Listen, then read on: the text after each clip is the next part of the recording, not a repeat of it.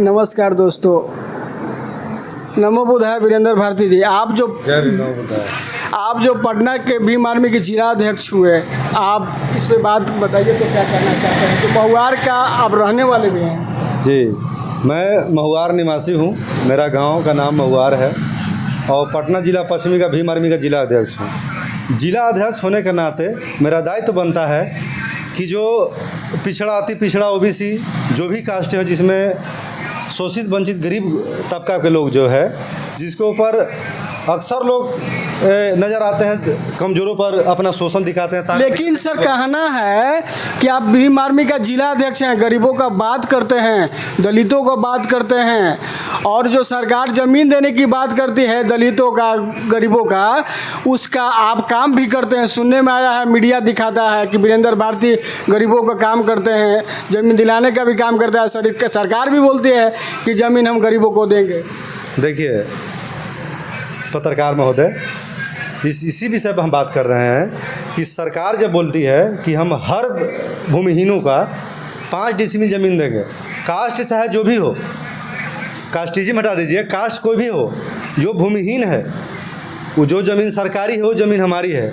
जो भूमिहीन है उसको सरकार बोली कि 3 डिसमिल से लेकर 5 डिसमिल तक हम ज़मीन देंगे, वितरण करेंगे। अभी तक इस सरकार इस पर काम नहीं कर पाई है। पहला इलेक्शन आ गया है, बड़े बड़े वादे कर रही है, बहुत बड़ा भाषण दे रही है, लेकिन इलेक्शन भर है, इलेक्शन के बाद सारा भाषण ही एक थरिया में लिपट के रह जाएगा। दूसरा, अभी महुआर गांव में लमसम 100 बीघा का लमसम, महुआर गांव से दक्षिण से लेके और उत्तर तक 100 बीघा का लमसम बिहार सरकार ज़मीन है, जिसमें अधिकार बनता है जो भूमिहीन है, जिसके पास रहने का कोई भूमि नहीं है, उस सरकारी ज़मीन पर आवास बना के रह सकता है। और 1995 में सरकार कागज़ बना के देता है लालू जी के रीजन में, जिस टाइम लालू जी सरकार में थे। उस टाइम 1995 में 56 लोगों को कागज़ बना के मिलता है, लाल पर्चा।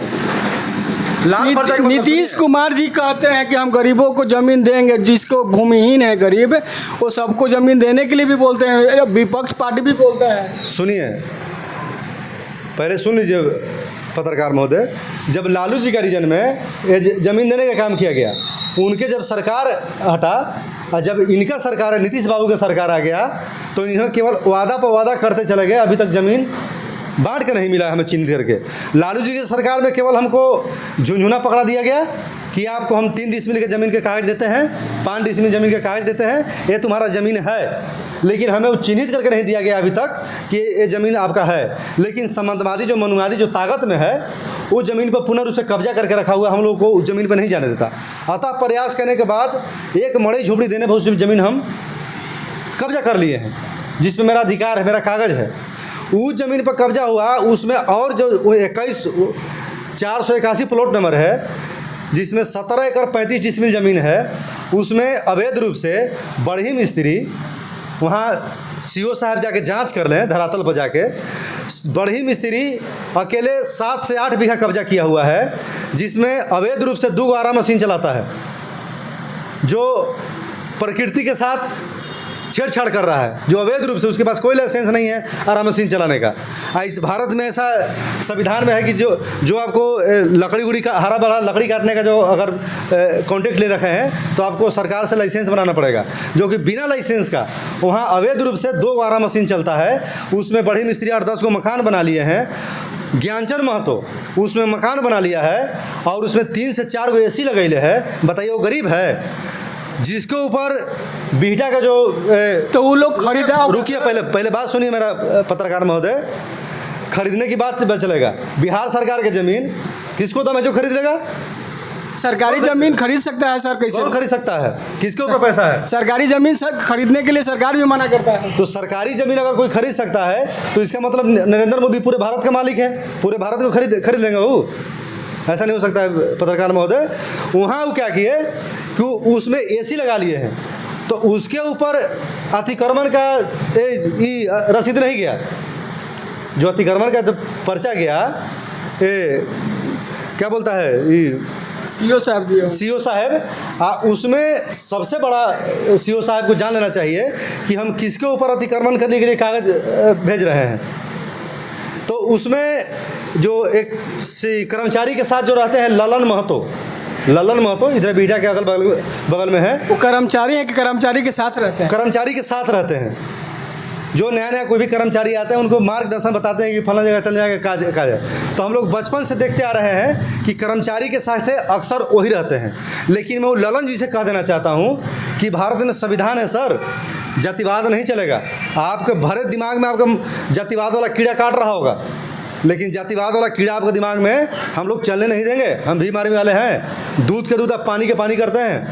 ये अभी 10 दिन पहले ललन जी जाते हैं उस धरातल पर जो गरीब गुरबा अपना पर्चाधारी ज़मीन पर मड़ी झोपड़ी दिया है, जानवर वगैरह रखता है, मुर्गी बकरी पालता है।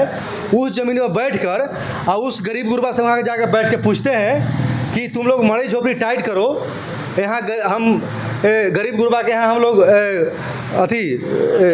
पर्चा देने का काम करेंगे और सरकार से घर बनवा देंगे, इंदिरावास बनवा देंगे, ये सब मड़ी झोपड़ी टाइट करो। कौन कौन बनेले हैं नाम बताओ। किस ब्लॉक में पड़ता है सर? बीटा ब्लॉक में पड़ता है सर। तो वो लड़का से पूछा, वो लड़का सब धार बता दे कि हम बनेले हैं, फलना बनेले, चिलना बनेले हैं, वो सब पूछ लिया। ये आदमी उसी आदमी को जाकर और ये अतिक्रमण करने के लिए कागज़ भेजवाता है कि फला आदमी इसमें अवैध रूप से कब्जा किया हुआ है। अब बताइए, उसी प्लॉट में बढ़ई मिस्त्री 10 को पक्का मकान बना लिया है, अवैध रूप से दोबारा मशीन चला रहा है। ज्ञानचंद महतो उसमें घर बना के उसमें 4 को एक घर में एसी लगा रखा है। उसको अतिक्रमण करने के लिए उसको कागज नहीं बेचता है। तो सरकारी ज़मीन को वो लोग बेचा है ना? तो सरकारी ज़मीन को लोग खरीदा है, सरकारी ज़मीन को लोग बेचा है। तो सरकारी ज़मीन बेचने का तो आदेश नहीं होता है सर सरकार से। इसलिए ना हम लोग आपसे अपना दर्द शेयर कर रहे हैं कि ज़मीन वो कैसे बेचा गया। जो उन्हीं का जो ललन महतो जो हैं, जो कर्मचारी के साथ रहते हैं, इन्हीं का रिश्तेदार जो बुजुर्ग थे नेतराम महतो जो मर गए, उनका ही पोता और बेटा और पोता से इनका रिलेशन रिश्तेदारी चलता है। यहाँ फूल जाके महुआर गांव में जाके फूल ललन जी जातिवाद करते हैं, भेदभाव करते हैं। पावर ग्रिड से उत्तर 20 बीघा का प्लॉट बेच दिया गया, 20 बीघा का प्लॉट बेच दिया गया, सरकारी ज़मीन को बेच दिया गया। बिल्कुल। आप जाके सीओ साहब से मैं रिक्वेस्ट कर रहा हूँ और एसडीएम साहब से रिक्वेस्ट कर रहा हूँ। वो सरकारी ज़मीन बेचा कौन सर? सरकारी ज़मीन तो नहीं। देखिए, इसमें बेचने वाले महुआर के कुछ महतो समाज से हैं। आज इसमें सहयोगी ललन महतो हैं जो कर्मचारी के साथ रहते हैं। तो ललन महतो पर जो आरोप लगा रहे हैं सर, सीईओ है कि सीईओ के साथ रहते हैं? देखिए, जब तक सुनिए पहले, जब तक घर में हमारा चोरी जब ही होगा जब मेरा घर का सदस्य कोई भेदिया होगा, भेद बताने वाला होगा। अगर मान लीजिए कि कर्मचारी साहब चाहे सीईओ साहब हमारे आपको संरक्षण में दिए हुए कि देखिए फलाने जगह इस ज़मीन पर क्या हो रहा है। अब 3 साल ज़मीन को 3-4 साल ज़मीन को बिकला हो गया, जो पावर ग्रिड से उत्तर में 83 और 82 और 83 प्लॉट नंबर आता है, जिसमें ज़मीन सरकारी बेच दिया गया, जिसमें आज भी लोहा के एंगल दे गाड़ के और कटहवा तार से घेरा हुआ है। आज भी जाके उस पर सीओ साहब आईडीओ साहब जाके जांच कर सकते हैं। वो जांच करेंगे सर, सरकारी विभाग का जो काम होता है वो जांच करेंगे। हाँ, तो जांच अपना कर सकते हैं। लेकिन हमारा जो है जिसमें गरीब गुरबा को जो अतिक्रमण की पेपर भेज दिए हैं, बताइए जिस प्लॉट में पक्का मकान लोग अवैध रूप से बनेले हैं, जिसका 10 बीघा ज़मीन सर्वे है, वो 5 बीघा बकास कब्जा करके उसमें घर बनेले है, पक्का प्लास्टर लगेले, एसी उसी लगेले है, अवैध रूप से आराम मशीन चला रहा है, उसको अतिक्रमण करने के लिए कागज नहीं भेजा गया। और जो मड़ई झोपड़ी दिले है, जो उसको स्वाभाविक संवैधानिक अधिकार है, जो भूमिहीन है, जो सरकारी ज़मीन पर रहने का उसका अधिकार है, उसको अतिक्रमण करने के लिए कागज भेज दिया गया।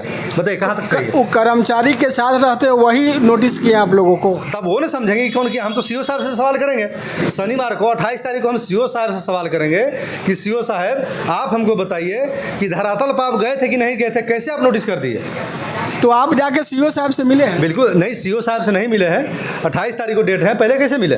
28 तारीख को डेट है, 28 तारीख को हम सीईओ साहब से मिलेंगे और उनसे पूछेंगे कि भाई एक ही प्लॉट में इतना बड़ा जातिवाद कैसे हो सकता है। अगर उसी प्लॉट में महतो अगर पक्का मकान बना लिया है तो उसको अतिक्रमण करने के लिए नोटिस आपने नहीं दिया और उसी में दलित झोपड़ी दिले है, जानवर बांध ले है, आप जाके धक्का दे दीजिएगा तो झोपड़ी कहाँ तो चला जाएगा है। तो उसको अतिक्रमण करने के लिए आप पेपर भेजते हैं।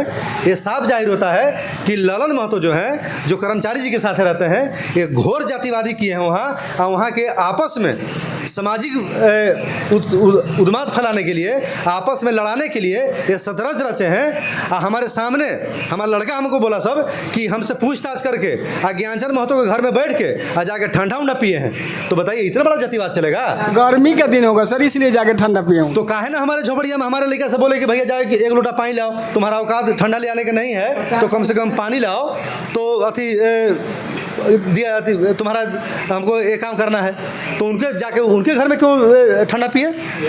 इनके साथ हो सकता है 40-50 हज़ार पैसा भी लिए होंगे जो हम इनको भगाने का काम करेंगे अवैध रूप से। आप आरोप लगा रहे हैं सर। बिल्कुल आरोप लगेगा भैया। जब जातिवाद होगा, जब दलितों का समझते हैं कोई नेता नहीं है, दलितों को कोई माई बाप नहीं है, तो दलितों का बिहार सरकार माई बाप है जो इसको 1995 में कागज दिया है। आज वर्तमान नीतीश कुमार सरकार से मैं बोल देना चाहता हूँ, इलेक्शन के टाइम है, आप आके मुहैया करा लीजिए, जांच कर लीजिए कि बिहार में एक महुआर गांव पड़ता है जो बिहटा प्रखंड में, बिहटा ब्लॉक में, वहाँ एक 100 बीघा आपका बिहार सरकार की ज़मीन है। आपको अतिक्रमण करना है, दलितों को करना है, कर दीजिए, पर उनको भी तो कीजिएगा। क्या मतलब कुर्मी अगर मुख्यमंत्री है तो कुर्मी पूरा बिहार सरकार जमीन में कब्जा कर लेगा क्या? आपका जमीन में ठीक है सर। हमारे साथ वीरेंद्र भारती जी हैं जो महुआर ज़मीन, जो सरकारी ज़मीन के विषय में बात कर रहे थे, और ये लोगों पर सीओ कर्मचारी किन किन पदाधिकारियों पर आरोप लगा रहे हैं कि वहाँ के जो महुआर गांव के निवासी हैं वो ज़मीन लोग बेच के, सरकारी ज़मीन दूसरे को हाथे बेच के और वो ज़मीन पर घर मकान बनवा दिए हैं। और इसी पर ये बात करने के लिए वीरेंद्र भारती जी, नमो बुद्धाय, जय भीम।